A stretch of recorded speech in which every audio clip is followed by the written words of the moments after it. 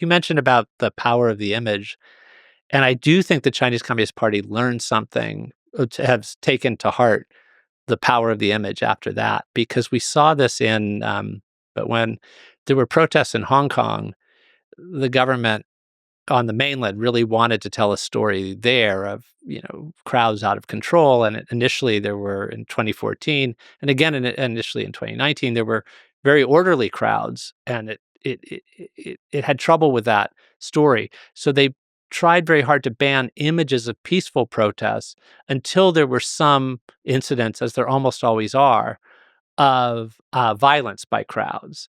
And then they would show those images over and over again. They also worked very hard when Hong Kong protests began in the 2010s to try very hard to avoid any use of soldiers to repress them. It was all the police.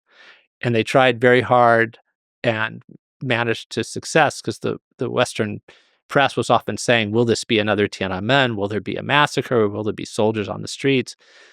The movements in Hong Kong were suppressed without the use of shooting to kill on the streets. They were shooting to wound. There was beanbag shot. There were rubber bullets. There was enormous amounts of tear gas. There was even tear gas let fly inside subway stations in 2019. And all these things are really brutalizing, but they don't make the kind of images that sear in the mind the way something like the Tiananmen tank man image, or the image of a Vietnamese woman being burned by napalm, young woman that became another of the iconic images during the Vietnam War. Those images really can have an extraordinary power. And I think the Chinese Communist Party is now aware of that. There are there